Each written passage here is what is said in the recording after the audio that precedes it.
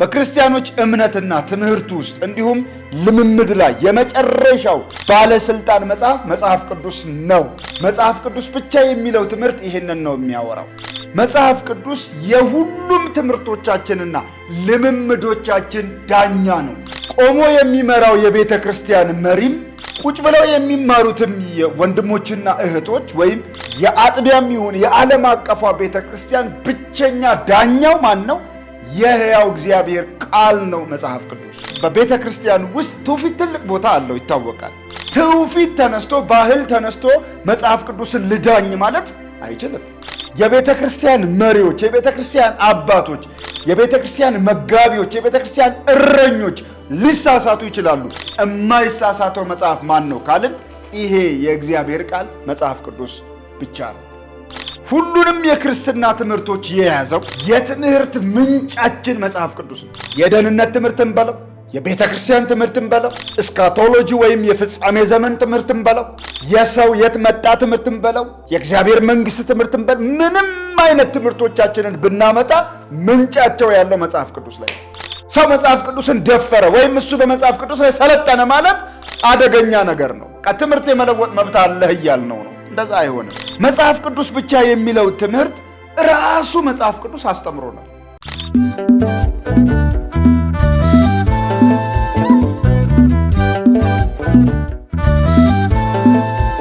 ኢየሱስ ክርስቶስ ከሙታን በመነሳቱ ለሕያው ተስፋ ለማይጠፋ እድፈት ለሌለበት ለማያልፍ ርስት እንደ ምሕረቱ ብዛት ሁለተኛ የወለደን የጌታችን የኢየሱስ ክርስቶስ አምላክና አባት ይባረክ።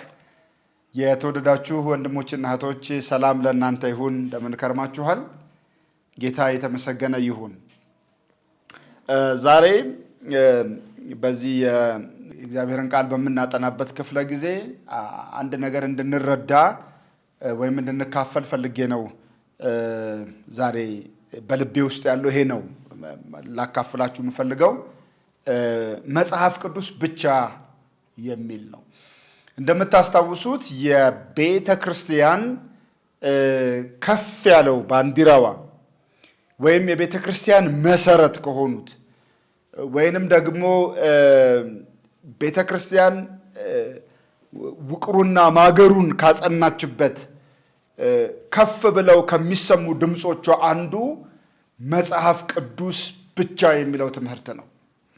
በእርግጥ ይሄንን በአምስቱ ሶላዎች ውስጥ በአንድም ይሁን በሌላ መንገድ ታውቁታላችሁ ብዬ አስባለሁ። ይሄ ሶላ ስክሪፕቸራ፣ ሶላ ፊዴ፣ ሶላ ግራሻያ እንደዚህ የሚባሉትን በደንብ ታውቋቸዋላችሁ ብዬ አስባለሁ።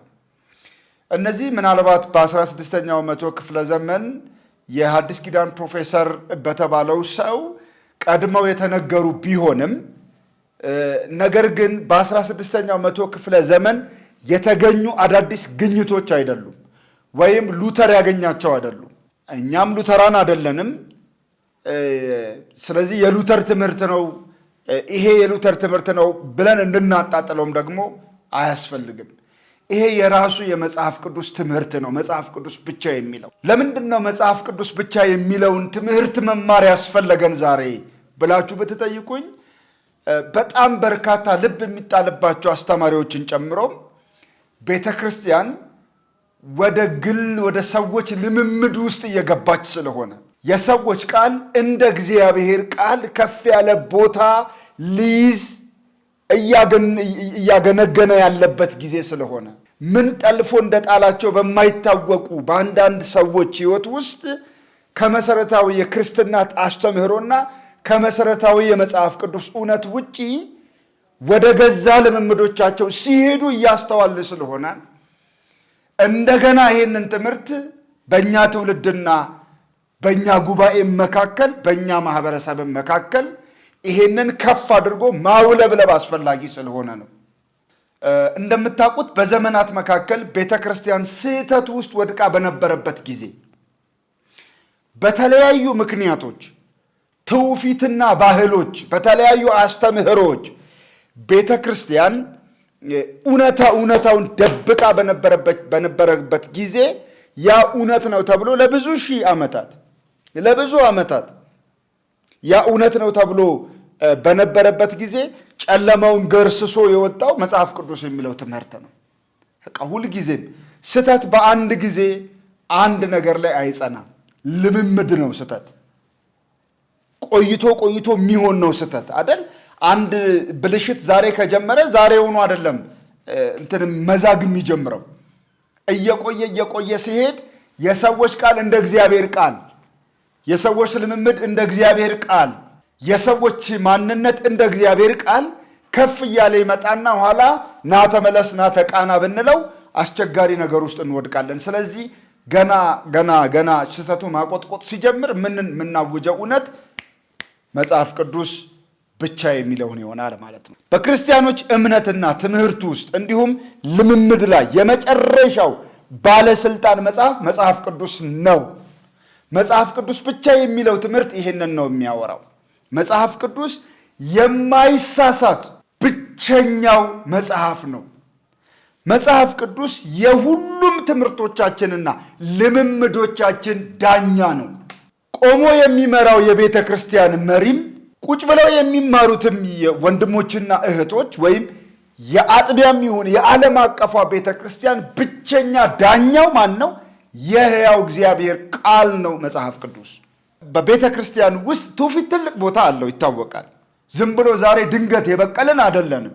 ትውፊት አለን፣ ባህል አለን፣ ልምምዶች አሉን። እነዛ ሁሉም ግን የሚዳኙት በምንድን ነው? በመጽሐፍ ቅዱስ ነው። ትውፊት ተነስቶ ባህል ተነስቶ መጽሐፍ ቅዱስን ልዳኝ ማለት አይችልም። መጽሐፍ ቅዱስ የመጨረሻው ባለስልጣን መጽሐፍ ነው፣ ዳኛ ነው። ምሳሌ የመጽሐፍ ቅዱስን ያህል ስፍራ ይዞ ራሱን ችሎ ትምህርት አይሆንም። በዚህ ዘመን ምሳሌዎች ትምህርትን ያብራራሉ እንጂ ምሳሌዎች ትምህርት መሆን አይችሉም። አንዳንድ ሰዎች ምሳሌን ወይም ነገሩን የተረዱበትን መንገድ ትምህርት አድርገው ለማቅረብ ይሞክራሉ። በጣም ስህተት ነው። መጽሐፍ ቅዱስ ባለስልጣን መጽሐፍ ነው። በቤተ ክርስቲያን ታሪክ ውስጥ ልዩ ልዩ ክሪዶች አሉ፣ የእምነት መግለጫዎች፣ ካቴኪዝሞች አሉ፣ ኮንፌሽኖች አሉ፣ ጉባኤያት አሉ። እነዚህ ሁሉ ሊሳሳቱ ይችላሉ። መጽሐፍ ቅዱስ ብቻ የማይሳሳት መጽሐፍ ነው ብለን እናምናለን። መጽሐፍ ቅዱስ የማይሳሳት መጽሐፍ ነው። የቤተ ክርስቲያን መሪዎች፣ የቤተ ክርስቲያን አባቶች፣ የቤተ ክርስቲያን መጋቢዎች፣ የቤተ ክርስቲያን እረኞች ሊሳሳቱ ይችላሉ። የማይሳሳተው መጽሐፍ ማን ነው ካልን ይሄ የእግዚአብሔር ቃል መጽሐፍ ቅዱስ ብቻ ነው። ለመጽሐፍ ቅዱስ ስልጣን መገዛት የእያንዳንዱ ክርስቲያን ድርሻና ምንድን ነው? ኃላፊነት ነው። መጽሐፍ ቅዱስ ብቻ የሚለው ትምህርት የሚያስተምረን ወይም የሚነግረን እሱን ነው። መጽሐፍ ቅዱስ ብቻ። ለምንድን ነው እንደዛ የምንለው? ለሕይወትና ለደህንነት የሆነው ነገር ሁሉ በመጽሐፍ ቅዱስ ውስጥ ተካቷል። አዲስ መገለጥ የለም ብለን እናምናለን። ለደህንነት፣ ለዘላለም ሕይወት፣ የእግዚአብሔር ልጅ ለመሆን የሚያስፈልገው ነገር በሙሉ ወደፊት የሚሆነው ነገር በሙሉ በዚህ መጽሐፍ ውስጥ ስለተካተተ አዲስ መገለጥ ስለሌለ ከዚህ መጽሐፍ የሚበልጥ ሌላ የለም። በመጽሐፍ ቅዱስ መጨመርም ይሁን ከመጽሐፍ ቅዱስ ላይ መቀነስ በጣም ስህተት ነው። ስለዚህ ይሄ መጽሐፍ ቅዱስ ባለስልጣን መጽሐፍ ነው። ሐዋርያው ጳውሎስ ለጢሞቴዎስ ያለውን ላስታውሳችሁ አንድ ጊዜ።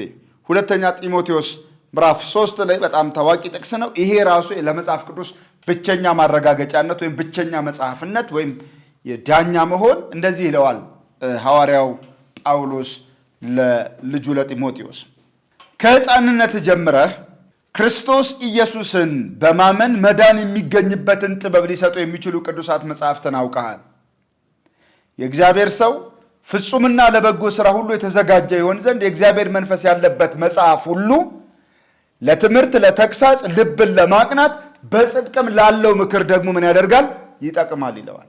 ስለዚህ መጽሐፍቱ ምንጫቸው እግዚአብሔር ስለሆነ አያችሁ፣ ምንጫቸው እግዚአብሔር ስለሆነ መዳን የሚገኝበትን ጥበብ ምን ያደርጋሉ? ይጠቁማሉ። በዚህ መጽሐፍ አይደለም ደህንነት ያለው። ደህንነት ያለው ይሄ መጽሐፍ በሚሰብከው በክርስቶስ ኢየሱስ ነው። ይሄ መጽሐፍ የሚጠቁመው ወደ ክርስቶስ ኢየሱስ ነው። ስለዚህ ይሄንን መጽሐፍ በማንበብ ሰው ወደ ደህንነት ይመጣል፣ ወይም ደህንነት ያገኛል፣ ወይም ደህንነት ይቀበላል። አያችሁ፣ መዳን የሚገኝበትን ጥበብ ይሰጣሉ ቅዱሳት መጽሐፍት። እኚሁ ደህንነት የሚገኝበትን ጥበብ የጠቆሙት እነዚህ መጽሐፍት ራሳቸው ወይም የራሱ የእግዚአብሔር ቃል ለተግሳጽ ልብን ለማቅናት በጽድቅ ላለው ምክር ምን ያደርጋል? ይጠቅማል። ጳውሎስ የሚለው ምን እንደሆነ ታውቃላችሁ? እኔ ልለይህ ነው። እኔ ልሄድ ነው። ጳውሎስ ሊሄድ ነው። ምዕራፍ 4 ላይ እንደሚሞት ነግሮታል። ሊሞት ነው ጳውሎስ ሊሞት ይሁን እንጂ ጳውሎስ ሲሞት ወይም ጳውሎስ በመስዋዕት እንደሚደረግ ሕይወቱ ሲሰዋ ጳውሎስ ባይኖር እንኳን ቅዱሳት መጽሐፍት አሉለት ለጢሞቴዎስና ለቤተ ክርስቲያን። ስለዚህ በጣም ሲሪየስ ነው ማለት ነው መጽሐፍ ቅዱስ። እነ ጳውሎስ ወይም ሐዋርያት ራሳቸው የሚያስተምሩት ትምህርት በራሱ በእግዚአብሔር ቃል ይገመገምና ይፈተሽ ነበር። ለምሳሌ ታስታውሱ እንደሆን የሐዋርያት ሥራ ምዕራፍ 17 ላይ ቁጥር 11 እነዚህ አካባቢ የቤሪያ ሰዎች የነ ጳውሎስን ስብከት ሰምተው የነ ጳውሎስ ስብከት እውነት መሆኑን በመጽሐፍት መዝነው አረጋግጠዋል። በዚህም ተመስግነዋል። እንዴት እኛ ሐዋርያት ነን? እንዴት እኛን አሰሙንም? ለምንድን ነው ከመጽሐፍ የምታዩት? ለምንድን ነው ከመጽሐፍ የምታጣቅሱት? አልተባሉም። ልበ ሰፊዎች ነበሩ ተብለዋል። አያችሁ፣ ልበ ሰፊዎች ነበሩና ነገሩ እውነት ይሆን ወይ ብለው ከእግዚአብሔር ቃል ምን አድርገዋል? አጣቅሰዋል። ስለዚህ ምንም አይነት ልምምድ፣ ምንም አይነት ትምህርት፣ ምንም አይነት ስብከት ከመድረክ ወደ ህዝብ በሚለቀቅበት ጊዜ ህዝቡ ማድረግ ያለበት ምንድን ነው? ልክ ነው ወይ? ይሄ ልክ ነው ወይ ብሎ በዚህ በመጽሐፍ መፈተሽ እንዳለበት ከቤሪያ ሰዎች ህይወት እንማራለን። መጽሐፍ ቅዱስ ብቻ የሚለው ትምህርት ይሄን ነው የሚያስገነዝበን ወይም የሚያሳየን። መጽሐፍ ቅዱስ የሚለው ትምህርት ዛሬኛ የጀመርነው ወይም በ16ኛው መቶ ክፍለ ዘመን የተጀመረ አይደለም። የሆነ ሰው ያወጣው ሞቶ አይደለም። በዘመናት መካከል ራሳቸው ሐዋርያትም በየዘመናቱ የነበሩ የእግዚአብሔር ቃል አገልጋዮችም ያቀነቅኑት የነበረ ዋና ሐሳብ ነው። ለምሳሌ ጳውሎስ ምን አለ? የገላትያን መልእክት ሲጽፍልን ሐዋርያው እኛ ከሰበክንላችሁ ወንጌል የሚለየውን ቢሰብክላችሁ ምን ያለ ይሁን? የተረገመ ይሁን። እኛ ብንሆን ራሳችን የሰማይ መላእክት ቢሆን የተረገመ ይሁን ብሎ በእርግማን ውስጥ አስቀምጦታል። ስለዚህ ከተሰበከው ወንጌል ውጪ እንዳይሰበክ፣ ከተነገረው ውጪ እንዳይነገር ለምን የሰማይ መላእክት አይሆኑም? ለምን ራሳቸው መልእክቱን ቀድመው የነገሩን ሐዋርያት አይሆንም? ጳውሎስ ራሱን እንኳን በእርግማን ስራ ኑሯል። መልእክቱን ብለውጥ። ስለዚህ መጽሐፍ ቅዱስ ብቻ የሚለው ትምህርት በዘመናት መካከል የሚከለስ ወንጌል እንደሌለ፣ የሚገነባ አዲስ እውነት እንደሌለ አረጋግጧል። መጽሐፍ ቅዱስ ብቻ የሚለው ትምህርት እሱን ነው የሚያሳይ። ትውፊት በእግዚአብሔር ቃል ይፈተሻል። ትውፊት የእግዚአብሔርን ቃል አይፈትሸውም። ትውፊት በእግዚአብሔር ቃል ይፈተሻል። የሰዎች አስተምሮ በእግዚአብሔር ቃል ይፈተሻል። ሰዎች የእግዚአብሔርን ቃል አይደለም የሚፈትሹት፣ ወደ ላይ አይደለም። እሱ ገቨርን ያደርጋል፣ ሁሉንም በበላይነት ይመራል። መጽሐፍ ቅዱስ ብቻ ማለት እሱ ነው። ለምንድን ነው እሱ መጽሐፍ ቅዱስ ብቻ የምንለው ተብሎ ቢጠየቅ፣ አንደኛ በዚህ ዘመን እብድ እንደበላው በሶም አብያተ ክርስቲያናት ሁሉ በስህተት ትምህርት ሲናጡ እዛና እዚህ ሲበታተኑ የጸናውንና እውነተኛ የሆነውን ትምህርት አጥብቆ ለመያዝ የግድ መጽሐፍ ቅዱስ ብቻ ማለት አለበት። አለበዚያ ሁሉም እያነሳ ከኪሱ እየዘገነ እያወጣ እየቆየ በሄደ ቁጥር በሰዎች ልብ ውስጥ ተቀባይነት እያገኘ በመጣ ቁጥር ለገዛ ክብሩ በመቅናትና ለገዛ ክብሩ በመሳሳት መልእክት ሲለውጥ እንዳይገኝ መጽሐፍ ቅዱስ ብቻ የሚለውን ትምህርት ከፍ አድርገን እንደ ባንዲራ ወደ ላይ ማውለብለብ ግዴታ ይሆናል። ያ ብቻ ግን አይደለም። ሁሉንም የክርስትና ትምህርቶች የያዘው የትምህርት ምንጫችን መጽሐፍ ቅዱስ ነው። ሁሉንም አይነት የክርስትና ትምህርቶች የያዘው መጽሐፍ ቅዱስ ነው። የደህንነት ትምህርትን በለው፣ የቤተ ክርስቲያን ትምህርትን በለው፣ እስካቶሎጂ ወይም የፍጻሜ ዘመን ትምህርትን በለው፣ የሰው የት መጣ ትምህርትን በለው፣ የእግዚአብሔር መንግስት ትምህርትን በለው፣ ምንም አይነት ትምህርቶቻችንን ብናመጣ ምንጫቸው ያለው መጽሐፍ ቅዱስ ላይ ነው። ስለዚህ መጽሐፍ ቅዱስን አስነካ ነው ማለት እነዚህን ትምህርቶች ሁሉ ለሌላ ነገር እናጋለጣቸዋለን። አይሆንም እንደዚህ። የቤተ ክርስቲያን ትምህርቶች ሁሉ ምንጭ መጽሐፍ ቅዱስ ነው፣ መጠበቅ አለበት። እሱ ሰው መጽሐፍ ቅዱስን ደፈረ ወይም እሱ በመጽሐፍ ቅዱስ ላይ ሰለጠነ ማለት አደገኛ ነገር ነው። ትምህርት የመለወጥ መብት አለህ እያልነው ነው። እንደዛ አይሆንም። መጽሐፍ ቅዱስ ብቻ የሚለው ትምህርት ራሱ መጽሐፍ ቅዱስ አስተምሮናል። መጽሐፍ ቅዱስ ብቻ የሚለው ትምህርት ይሄውላችሁ የልክነት ወይም የትክክለኝነትን መስፈርት ከእጁ እናገኛለን ከራሱ ከመጽሐፉ። መጽሐፍ ቅዱስ ብቻ የምንለው መጽሐፍ ቅዱስ በእግዚአብሔር በራሱ መንፈስ ስለተጻፈ ነው። ይኸውላችሁ አንድ ነገር ልንገራችሁ። መጽሐፍ ቅዱስ ደራሲ ሁለት ነው ይባላል፣ ወይም ጸሐፊ ሁለት ነው ይባላል። ምን ማለት ነው? መጽሐፍ ቅዱስ የመጀመሪያው ደራሲ መንፈስ ቅዱስ ነው። ጴጥሮስ ምን እንዳለ ላስታውሳችሁ። በሁለተኛ ጴጥሮስ መልእክቱ ቁጥር 21 ላይ ትንቢት ከቶ በሰው ፈቃድ አልመጣምና ዳሩ ግን በእግዚአብሔር ተልከው ቅዱሳን ሰዎች በመንፈስ ቅዱስ ተነድተው ተናገሩ ይላል። ይሄ መጽሐፍ ቅዱሳችን የትንቢት ቃል መጽሐፍ ነው። ስለዚህ በመንፈስ ቅዱስ ተነድተው የጻፉት ስለሆነ የመጀመሪያው የመጽሐፍ ቅዱስ ደራሲ ራሱ እግዚአብሔር ነው፣ መንፈሱ ነው። ሁለተኛው ጸሐፊዎቹ አሉ። ስለዚህ በራሱ በእግዚአብሔር መንፈስ የተጻፈ ስለሆነ በፍጹም የሰው ሐሳብ ሊሰለጥንበትና ከሱ ሐሳብ በላይ ሊሆን የሚችል ሌላ የለም። ይሄ የተረጋገጠ ነው። በዘመናት መካከል እነ አትናቴዎስ፣ እነ ቄርሎስ፣ እነ አውግስጢን ሌሎቹም የቤተ ክርስቲያን አባቶች የተነሱትን የስህተት ትምህርት የሞገቱት በእግዚአብሔር ቃል። በእነ አትናቴዎስ ዘመን የአርዮስ ክህደት የተኮላሸው ወይም የአርዮስ ክህደት ኑፋቄ ነው፣ ይሄ ትክክል አይደለም፣ ስህተት ነህ ተብሎ የተዳኘው የሁሉ ዳኛ በሆነው በማን ነው? በእግዚአብሔር ቃል። በእነ ቄርሎስ ዘመን የኢየሱስ ክርስቶስ ሰው መሆን ጥያቄ ውስጥ በገባበት ዘመን እሱ ከቅድስት ድንግል ሰው የሆነ አምላክ እንደሆነ ወይም በስጋ የተገለጠ አምላክ እንደሆነ ማስረጃ የቀረበው ከየት ነው? ከእግዚአብሔር ቃል ነው። ስለዚህ መጽሐፍ ቅዱስ ብቻ የሚለውን ዛሬ የተጀመረ አይደለም የምንለውም ለዛ ነው። መጽሐፍ ቅዱስ ስንል ምን ማለታችን ነው? እኛ መጽሐፍ ቅዱስ ብቻ ስንል መጽሐፍ ቅዱስ ራቁቱን ማለታችን አይደለም። ወይም ደግሞ ይሄ ሶላ ስክሪፕቸራ የሚለውን ሶሎ ስክሪፕቸራ አይሉትም የመጽሐፍ ቅዱስ አስተማሪዎች።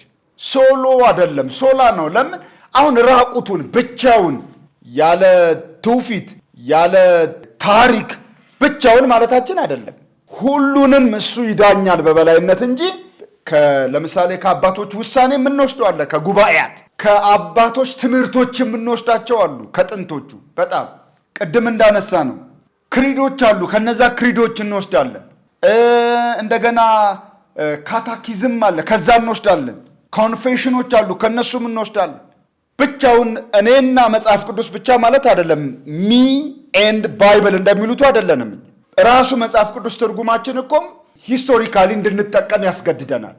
ምክንያቱም ሄርሜኔቲካል አፕሮች ስለሆነ የምንከተለው ማለት ነው። ይሁን እንጂ ግን እነዚህ ሁሉ ከመጽሐፍ ቅዱስ ስልጣናቸው በታች ነው። ክሪዶች ሊሳሳቱ ይችላሉ፣ አባቶች ሊሳሳቱ ይችላሉ። በሆነ ጊዜ የነበሩ ሰዎች ስለሆኑ በማወቅም ይሁን ባለማወቅ ሊያጠፉ ይችላሉ።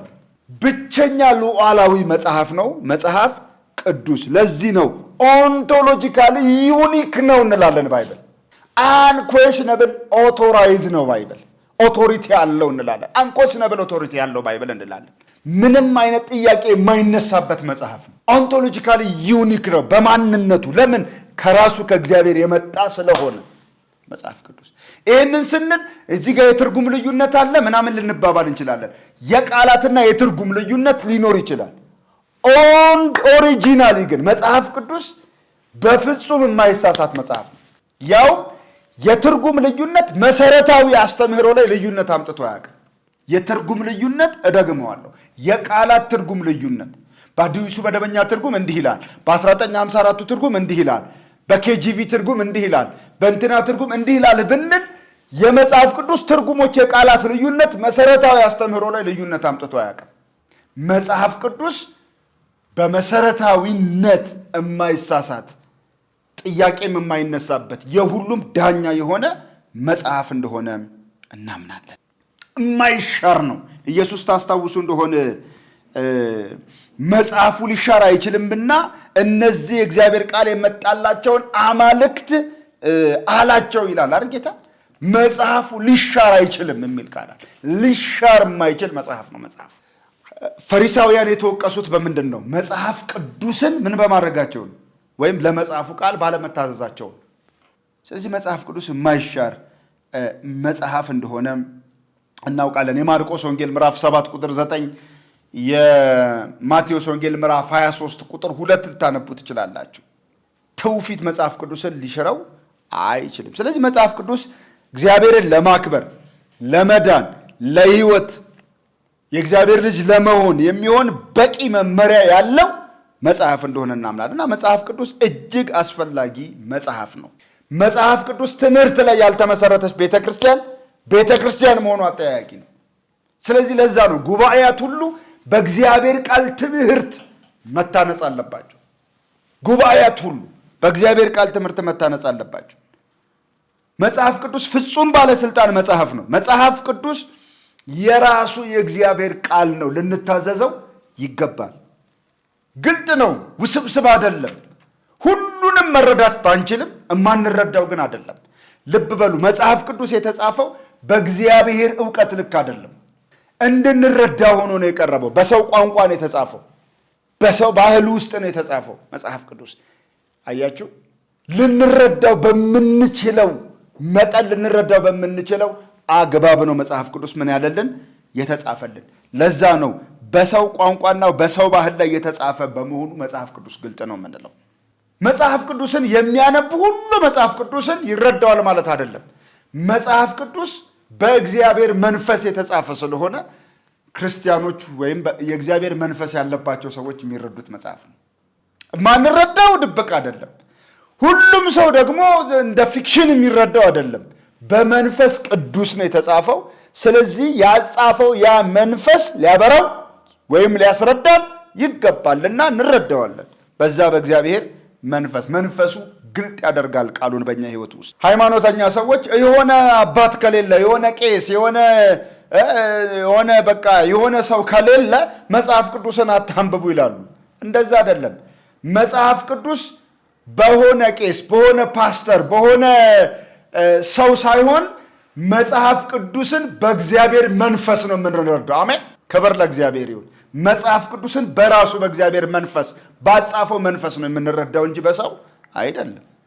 ኦፍኮርስ መጽሐፍ ቅዱስ ተማሪዎች አሉ። መጽሐፍ ቅዱስ አንዳንድ ለመፍታት አስቸጋሪ የሆኑ የመጽሐፍ ቅዱስ ክፍሎች አሉት ውስጥ። ያም በእግዚአብሔር መንፈስ ምንም ይሆን ነው የምንረዳው ነው። ተሰብስበን በህብረት የእግዚአብሔርን ቃል በምናጠናበት ጊዜ ያ የእግዚአብሔር መንፈስ ነገሩን ምን ያደርገዋል? ያጎለዋል፣ ያስረዳናል። ለብቻው መጽሐፍ ቅዱስን አንብቦ የሚለወጥ ሰው ይኖራል፣ አለም መኖርም አለበት። ስለዚህ መጽሐፍ ቅዱስ ስህተት አልቦ መጽሐፍ ነው፣ ሊሳሳት አይችልም፣ የራሱ የእግዚአብሔር ቃል ስለሆነ ይሄ እጅግ በጣም ልንተማመንበት ይገባል። ስለዚህ መጽሐፍ ቅዱስ ብቻ የሚለውን ትምህርት ዛሬም እንደገና በጣም ከፍ አድርገን ልናውለበልበው ይገባል። ሰዎች በተለያየ ጊዜ የሰዎችን ልብ ባገኙ ጊዜ፣ ትልቅነትን ስፍራ በተቆናጠጡ ጊዜ መጽሐፍ ቅዱስን ለመለወጥ ጥረት ሲያደርጉ ይታያል፣ ይስተዋላል።